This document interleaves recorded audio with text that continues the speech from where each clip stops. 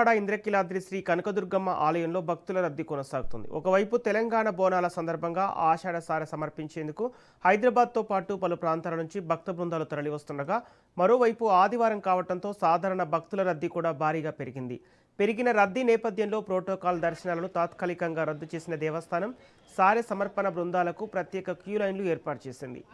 EO సీనా నాయక్ ఆధ్వర్యంలో దేవస్థానం police శాఖల సమన్వయంతో క్యూ లైన్, ట్రాఫిక్ నిర్వహణతో పాటు భక్తులకు ఎలాంటి ఇబ్బందులు తలెత్తకుండా ప్రత్యేక చర్యలు చేపట్టాయి.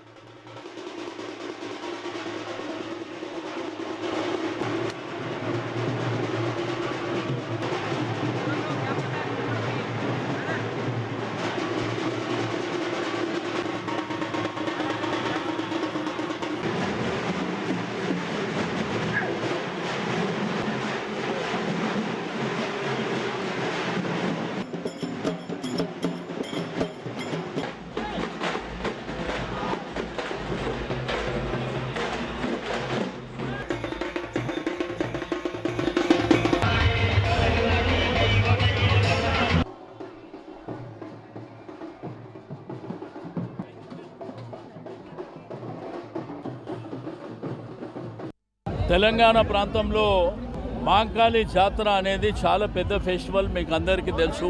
ఆషాఢ మాసం వచ్చిందంటేనే తెలంగాణ వ్యాప్తంగా జరిగేటువంటి గొప్ప పండుగ మాంకాళి జాతర. ఈ మాంకాళి జాతర దినదినాభివృద్ధి చెంది రాష్ట్రాలే కాకుండా దేశం విశ్వవ్యాప్తమైనటువంటి సందర్భాలు.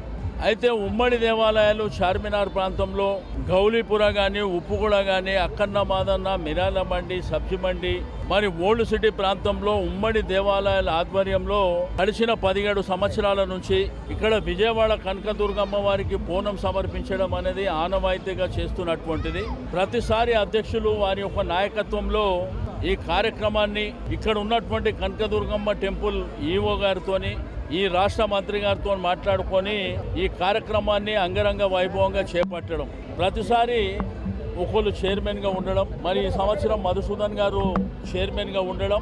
అయితే ప్రతి సంవత్సరం లాగానే 17 సంవత్సరాల నుంచి విజయవాడ ప్రాంతంలో అక్కడ జాతర జరిగే ఒక 14-15 రోజుల ముందు ఈ ప్రాంతంలో అమ్మవారికి, కనకదుర్గ అమ్మవారికి బోనం ఎక్కేయడం అనేది ఆనవాయితీగా జరుగుతుంది.